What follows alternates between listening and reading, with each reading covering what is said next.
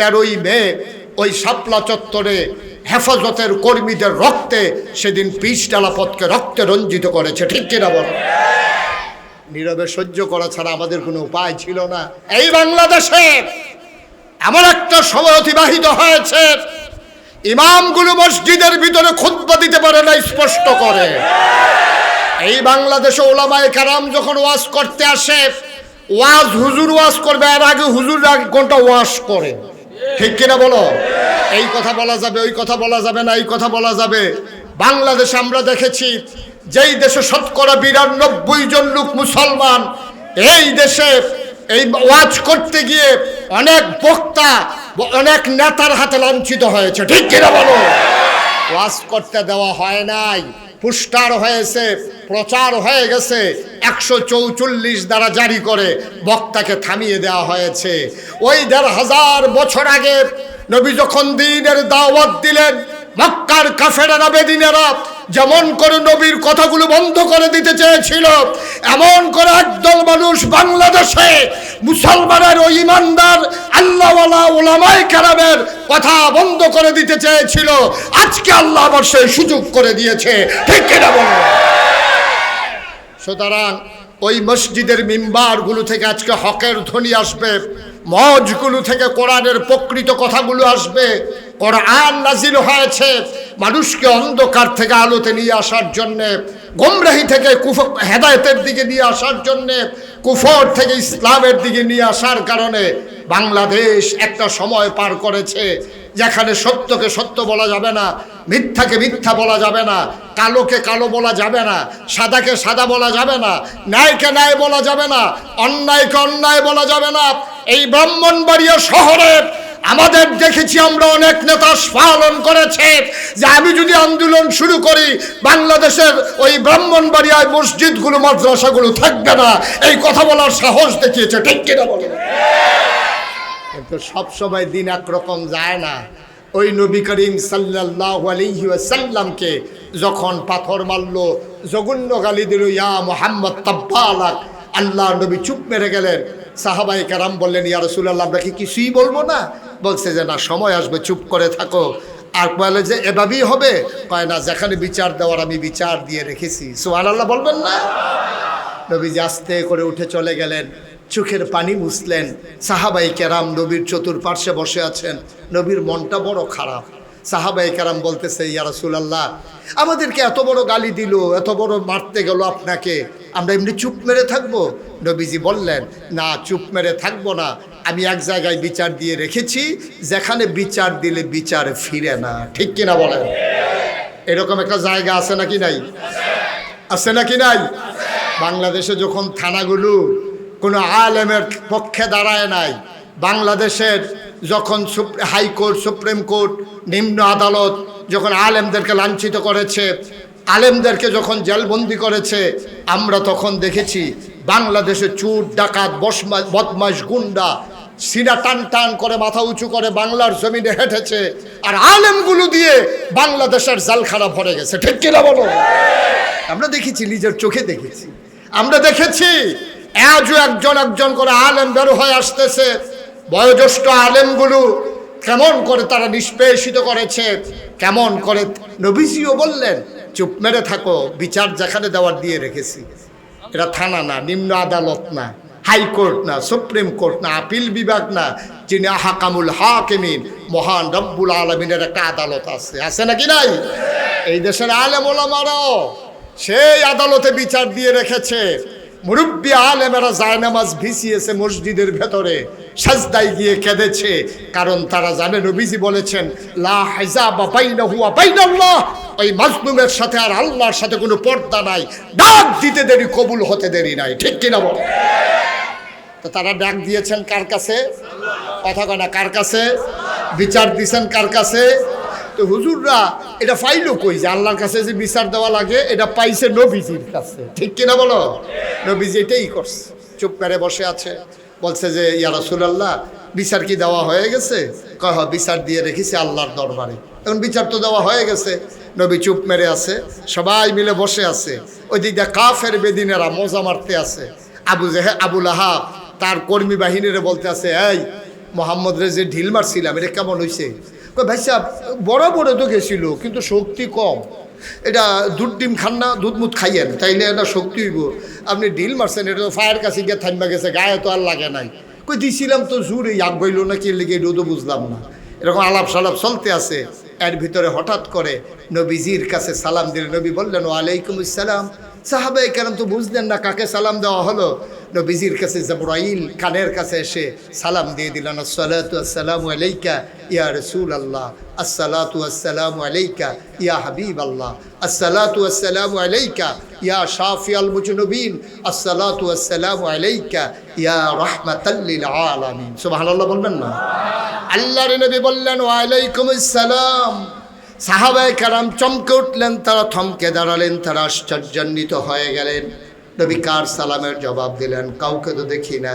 হঠাৎ করে নবী মুচকি হাসলেন, সাহাবায়ে কেরামকে বললেন, তোমরা জানতে চেয়েছিলে আমাকে যে ঢিল মারা হলো, গালিগালাজ করা হলো, আমি বিচার দিয়েছি কিনা জানতে চেয়েছিলে। বিচার আমি জায়গা মতো দিয়ে রেখেছিলাম। জবাব চলে আসছে আহকামুল হাকিমিন, আল্লাহর দরবার থেকে। আল্লাহ তাবারক ওয়া তাআলা এবার জিবরাইলের মাধ্যমে নবীর কানে কানে বলে দিলেন। জিবরাইল বলেন, ইয়া রাসূলুল্লাহ, আপনি কি আল্লাহর দরবারে কোনো বিচার দিয়েছিলেন নাকি? আল্লাহর নবী কয়, হ্যাঁ, ওই আবু জাহেল আবুল আহাব যখন আমাকে ধ্বংস করতে চাইল, আমাকে যখন বলল ইয়া মুহাম্মদ তাব্বালাক, আমি নবীর আল্লাহর দরবারে বিচার দিয়েছিলাম। এবার জিবরাইল আলাইহিস সালাম এসে কয়, আপনার বিচারের রায় আল্লাহ পাঠিয়ে দিয়েছে। সবাই ঘুমাই গেছেন না? এইরকম একটা কথা সুবহানাল্লাহ না কইলে একটা ভালো জায়গায় পাইবেন কখনো আপনারা? এদিকে ঘুরে বনফাসি একটা ঘুরান, এত দিকে চাইয়েন না, আমার দিকে চাইয়া থাকে। আমি তো আপনার দিকে চাই, আমি দেখি এইদিকে চাইয়া রয়েছেন তো, ওই চাইতাম। আমিন কর, জোরে কর।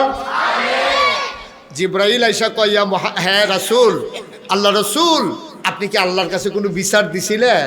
কয় যে বিচার তো একটা দিছিলাম। কি হয়েছে? কয় রায় তো আল্লাহ পাঠাই দিছে। সুবহানাল্লাহ বলবেন না?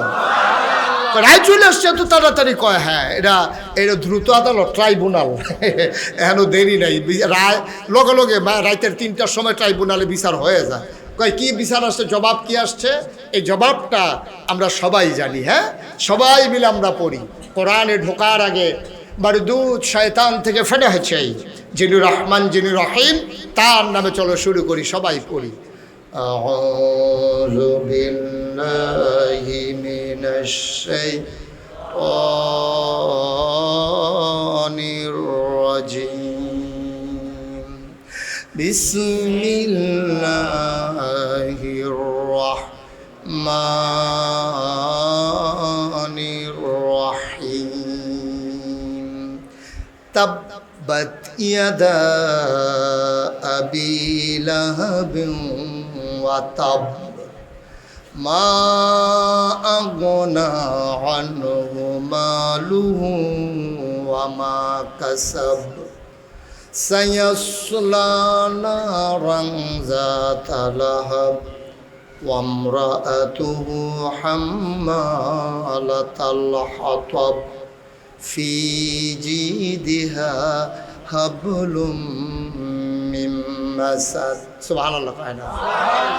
আল্লাহ ডাক দেয়া কয়, ও নবী আমার, তাব্বাত ইয়াদা, তাব্বাত মানে ধ্বংস হয়ে গেছে, ইয়াদা দুই হাত, আবি লাহাব আবু লাহাবের। সুবহানাল্লাহ বলবেন না? আবু লাহাব যেই হাতে ঢিল মারছিল, আল্লাহ হুকুম করে দিলেন, রায় দিয়ে দিলেন, বিচারের রায় প্রকাশ হয়ে গেল।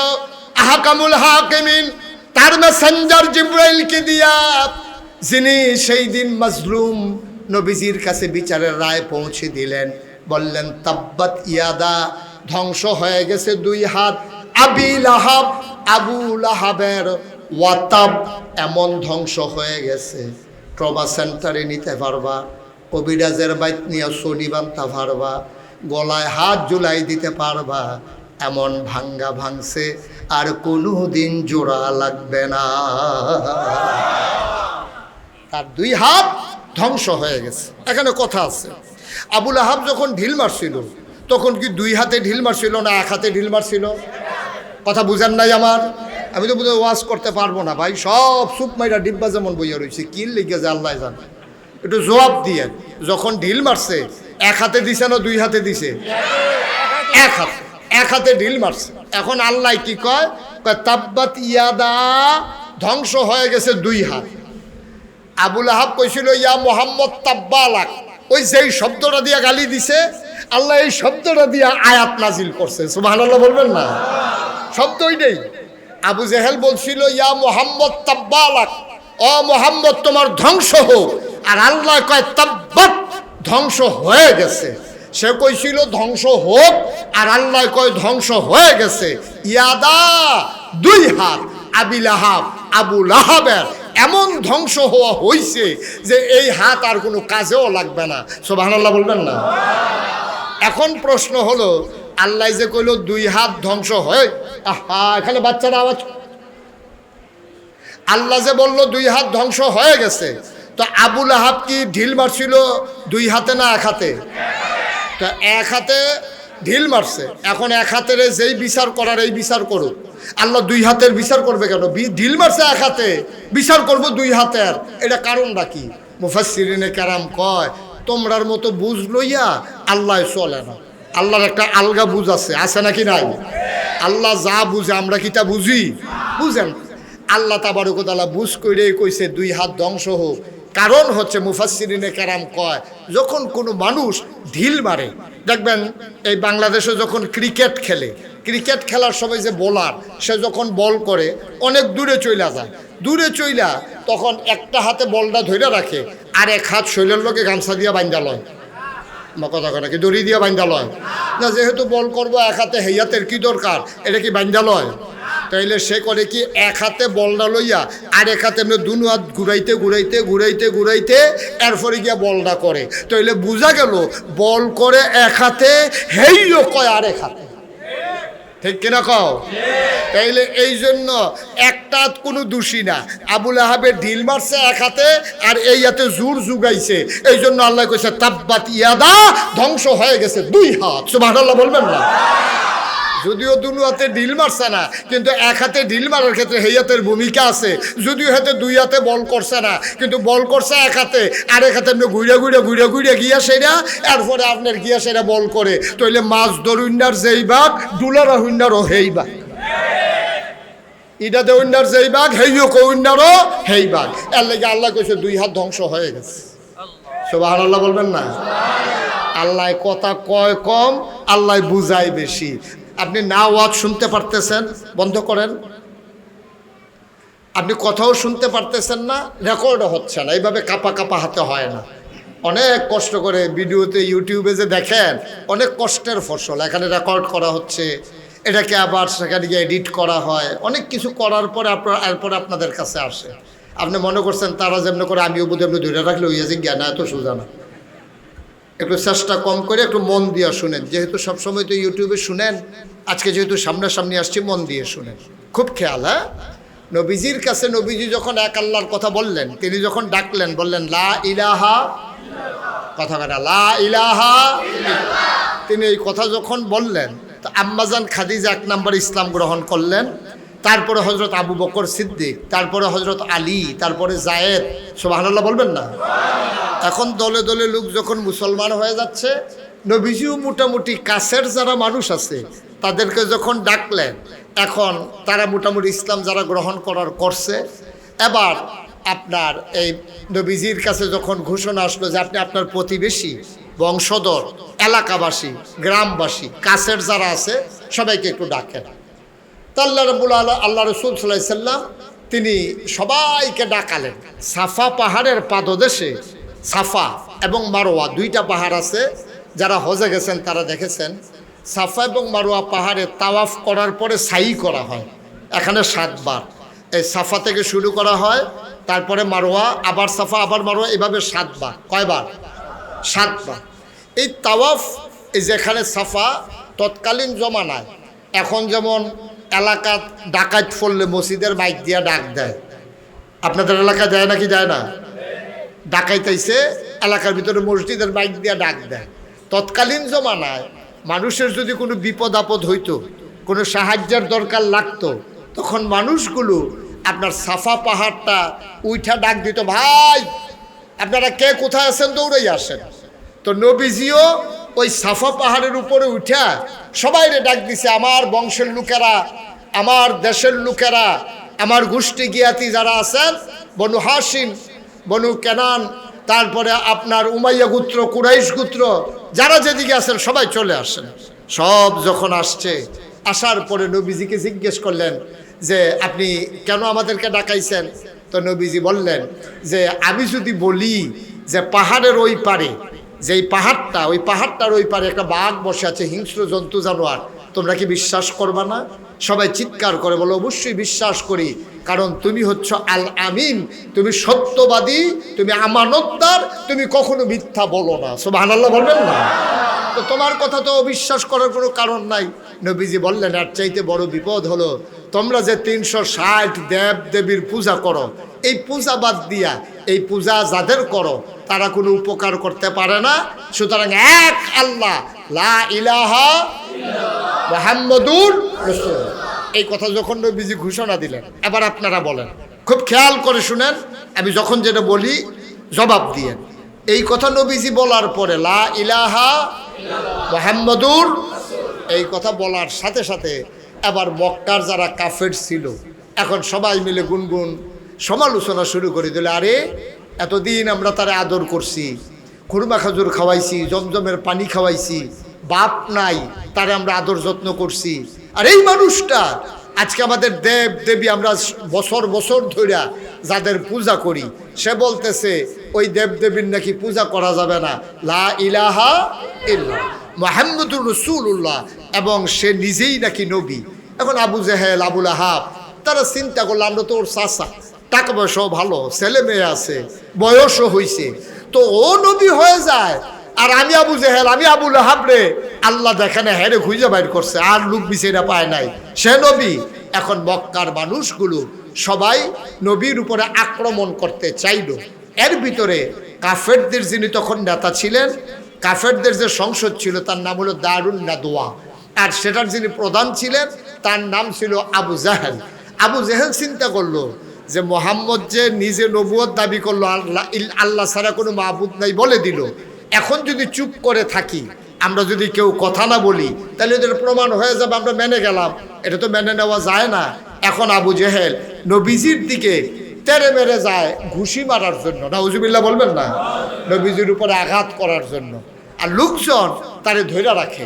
তা আমাদের দেশেও দেখবেন দুইজনে ঝগড়া লাগে, তাইলে যদি ধরুন্ডা থাকে দেখবেন ঝগড়াটা জমে বেশি, আর যদি আলগা দুইজন থাকে আর ঝগড়া লাগে, দুই তিনজনে দুই তিনটা খাইয়া দুইজনে দেখবেন যে আস্তে করে দুইজন দুই দিকে জায়গা, ধরুন্ডা থাকলে ঝগড়াটা জমে বেশি, আর ধরুন্ডা যদি বেরিয়েইতে হয় তাহলে তো কোনো কথাই নেই, ঠিক কিনা কন?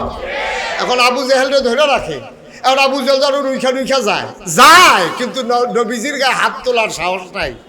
কেন সাহস নাই?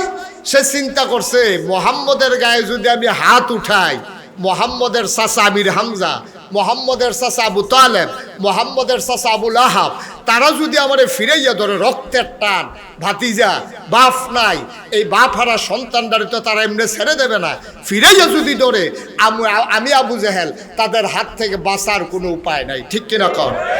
এখন এই চিন্তায় আবু জেহেল যায় কিন্তু দেয় না। তখন আবু জেহেল এইভাবে বারবার যখন এমন করে, তৎকালীন জমানায় আরেক নেতা নাম হলো আবুল আহাব, নবীর আপন চাচা, সে আবার একটা পাথর নিয়া নবীজির দিকে ঢিল মারছে এবং জঘন্য একটা গালি দিছে, বলছে ইয়া মুহাম্মদ তাব্বালাক, ও মুহাম্মদ তোমার ধ্বংস হোক। নাউজুবিল্লাহ বলবেন না?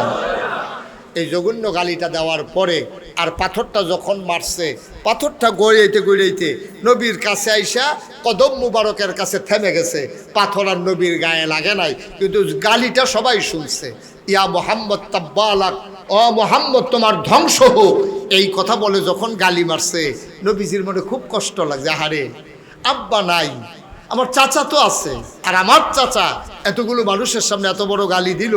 নবীর যারা নিকটবর্তী যারা মুসলমান, নতুন নতুন যারা মুসলমান, তারাও খুব কষ্ট পাইল, তারা নবীর কাছে পরামর্শ চাইল, আমরা কি বিরোধিতা করব?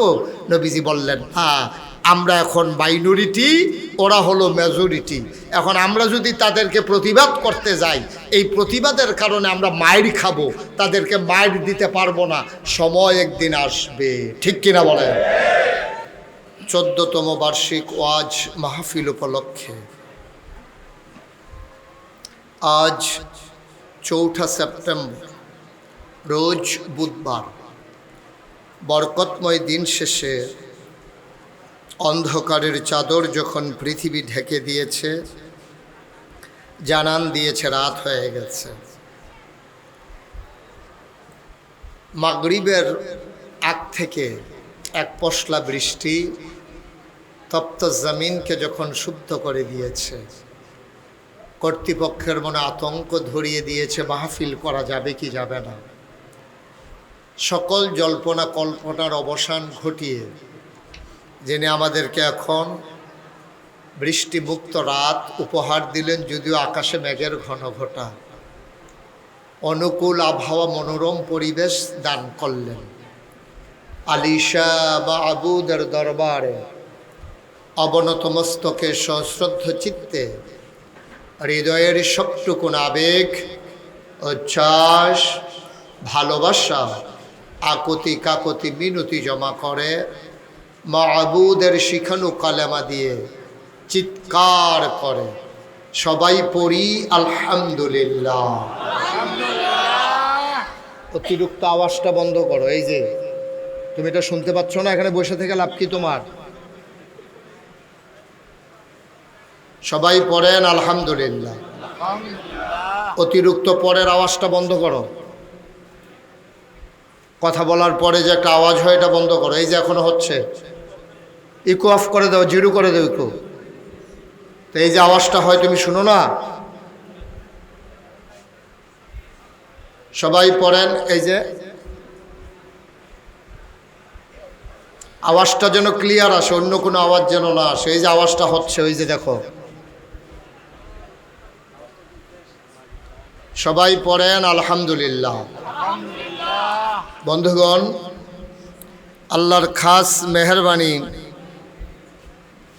যেই মৌসুমে আমাদের দেশে সাধারণত মাহফিল হয় না।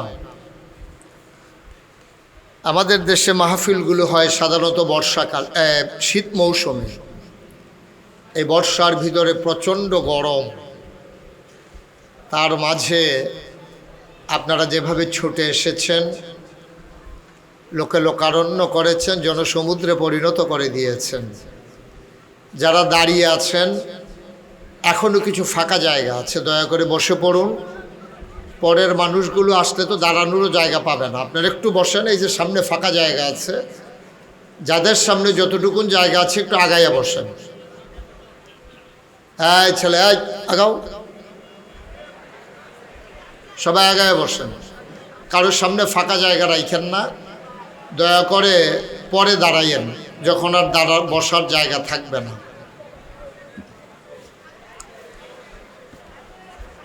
আজকের মাহফিলের জনাব সাহেবে সদর, সম্মানিত সভাপতি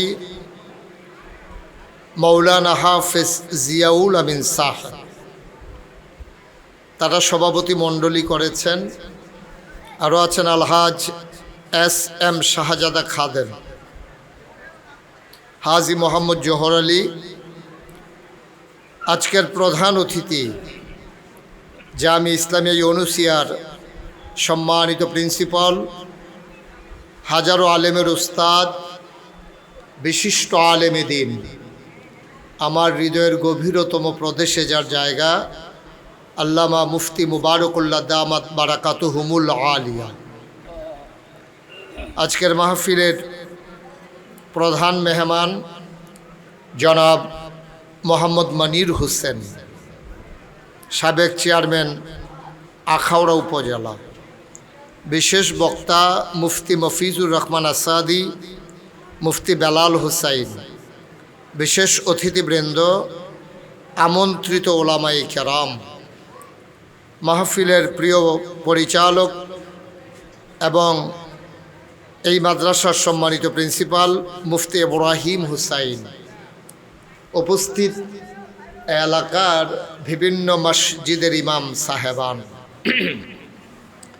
ওলামায়ে কেরাম, মুরব্বিয়ানে আযাম, কলিজার টুকরা যুবকেরা, পর্দার আড়ালের আমার মা ও বোনেরা, সবার প্রতি আমার আবারও আন্তরিক সশ্রদ্ধ সালাম। আসসালামু আলাইকুম ওয়া রাহমাতুল্লাহি ওয়া বারাকাতুহু। আমি আপনাদের দুর্গাপুরে আরও 2বার এসেছি। আপনাদের রাস্তার পাশে যে জামে মসজিদ, ওটাতে নূরে মদিনা, ওখানে 2বার এসেছিলাম। কিন্তু এই জায়গাটা, এই দুর্গাপুর যে ভিতরের দিকে আরও আছে, এটা তখন বুঝি নাই। এবার এসে দেখলাম মাশাআল্লাহ সুন্দর একটা এলাকা ভেতরেও আছে। তা আজকে মাহফিল করার সুযোগ হতো না, মাঠটা যদি মাটির হতো, পাকা হওয়ার কারণে আপনারা সুযোগ পেয়েছেন। কারণ যে বৃষ্টিটা হয়েছে, মাটি হলে কাদা হয়ে যেত। যাই হোক, আল্লাহ আমাদেরকে সুযোগ করে দিয়েছেন। আমরা আবারও পড়ি আলহামদুলিল্লাহ। সবাই পড়েন নাই না? সবাই পড়েন আলহামদুলিল্লাহ। আমি যখন যেটা বলতে বলি সবাই একটু বলেন সুবহানাল্লাহ, বলেন আলহামদুলিল্লাহ, আল্লাহু আকবার। শুকরিয়া আদায় করলাম কার? করব কার? করে যাব কার? লস না লাভ? কম না বেশি? প্রমাণ আছে নাকি নাই? আমার আল্লাহ রাব্বুল আলামিন কোরআনুল কারীমে কত সুন্দর করে ওয়াজ করে দিলেন। আল্লাহ বলেন, লা ইন শাকারতুম লা আযীদান্নাকুম।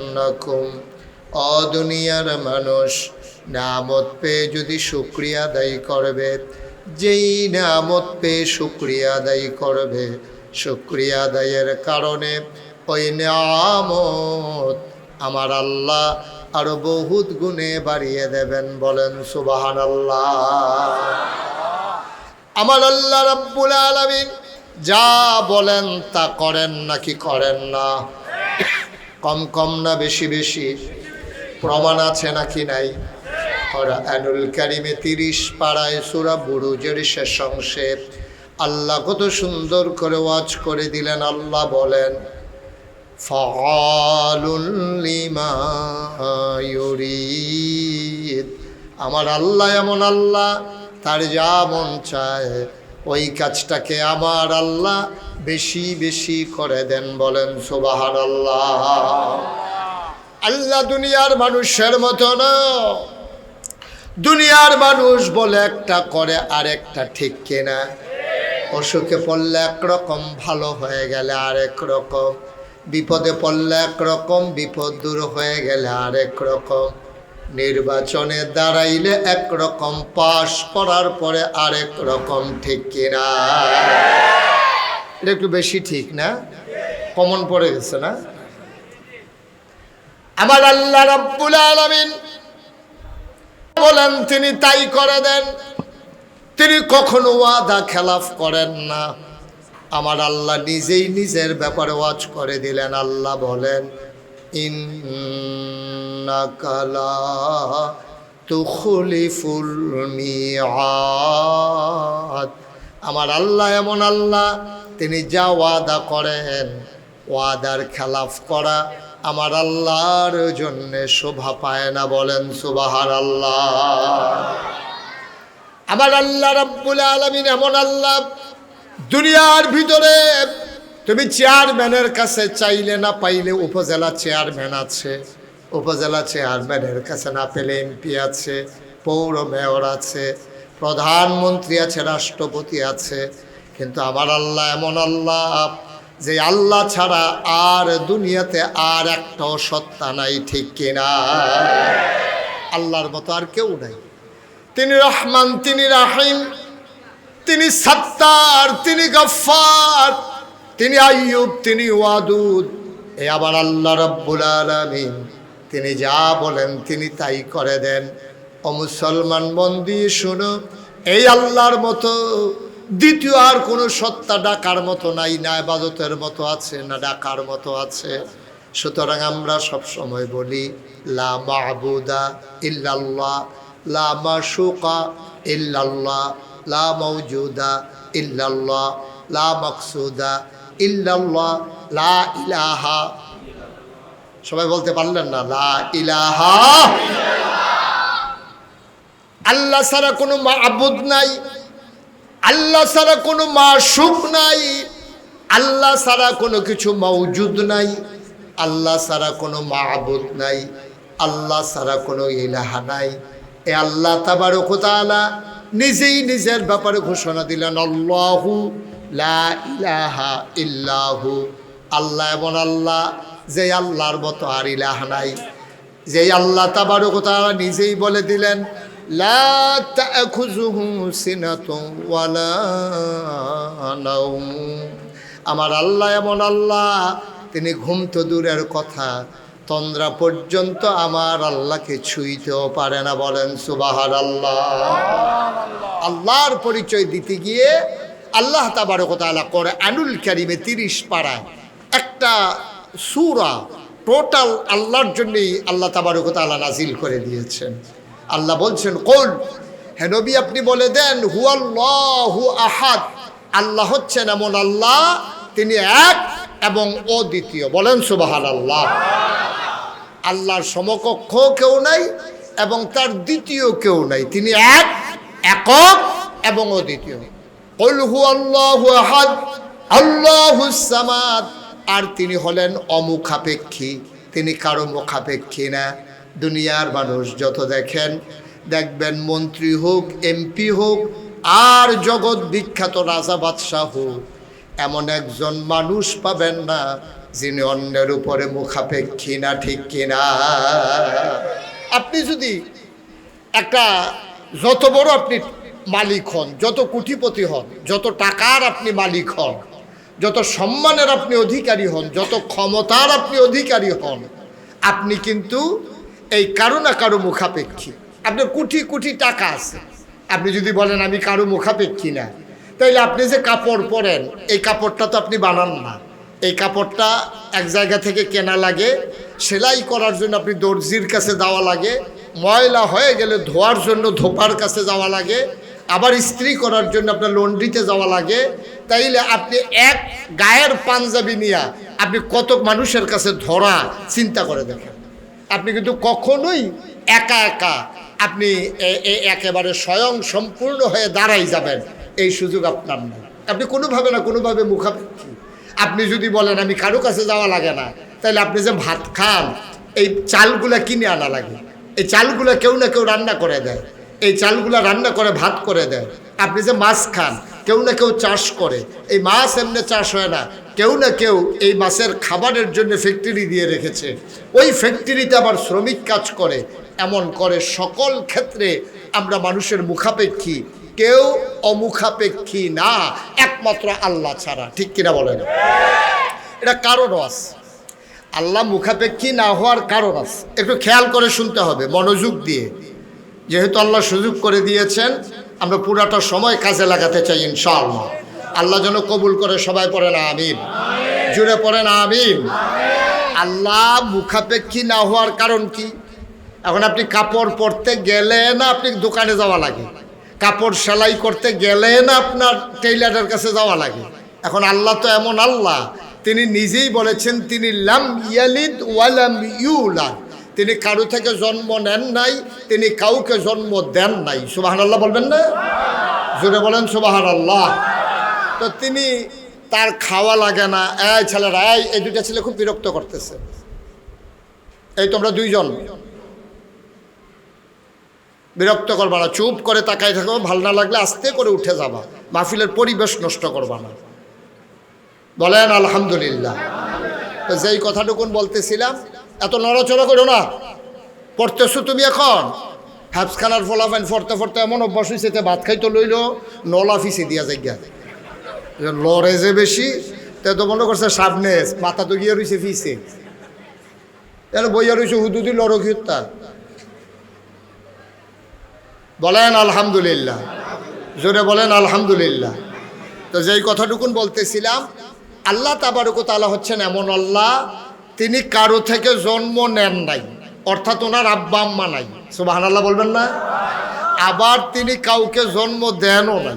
এই সূরাটা এমনি এমনি আসে নাই। এই যে আল্লাহ নিজের ব্যাপারে এতগুলো কথা বলতেছেন এখানে, নবীজির কাছে আইসা তৎকালীন জমানায় ১৫০০ বছর আগে কাফেরারা আইসা বলতেছে মোহাম্মদ, সবাই পড়েন সাল্লাল্লাহু। একটু খেয়াল করে এদিকে তাকান, এত দিকে অন্যদিকে তাকানোর দরকার নাই। নবীর নাম আসলে কি পড়তে হয়? জোরে পড়েন। আপনারা যারা হাতে ধরে রেকর্ড করতেছেন দয়া করে মোবাইলগুলো বন্ধ। আউযু বিল্লাহি মিনাশ শাইতানির রাজিম। সবাই পড়েন আউযু বিল্লাহি মিনাশ শাইতানির রাজিম। বিসমিল্লাহির রহমানির রহিম।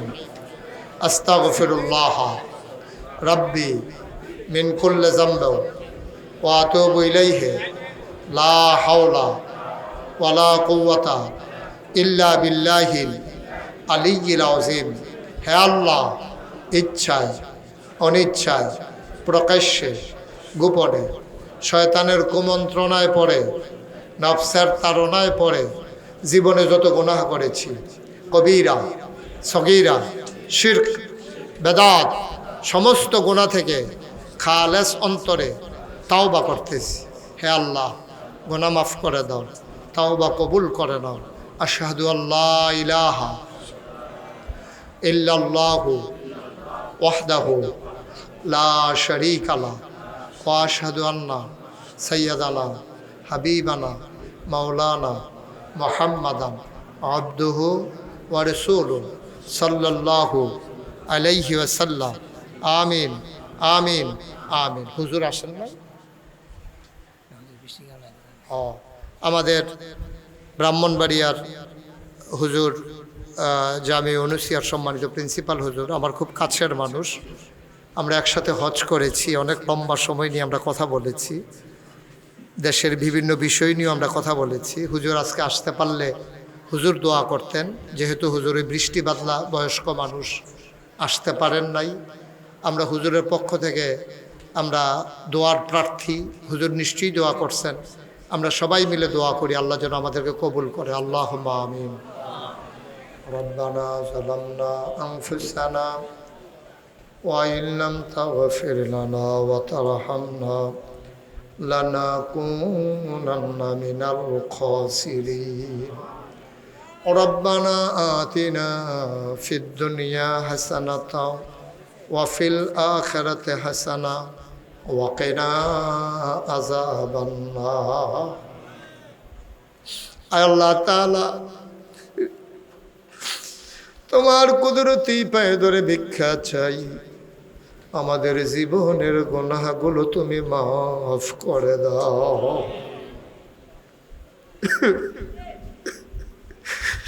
এই জীবনে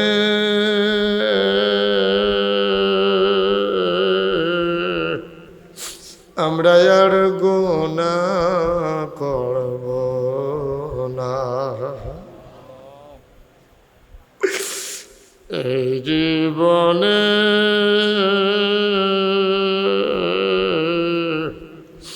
আমরা আর গুনাহ করব না।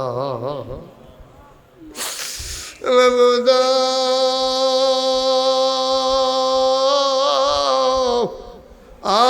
প্রাণের আল্লাহ, ভিক্ষা চাই ভিক্ষা চাই ভিক্ষা চাই, তুমি মাওলা আমাদের জীবনের গুনাহগুলো মাফ করে দাও।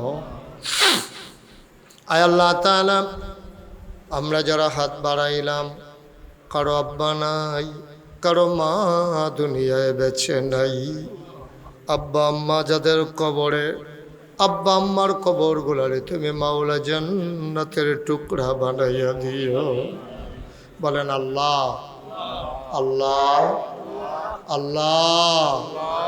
আব্বা আম্মার কবরে আর আযাব দিও না।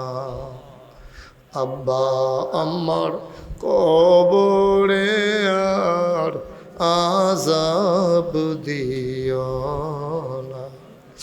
দাদা দাদির কবরে আর আযাব দিও না। তার কবরে আর আযাব দিও না।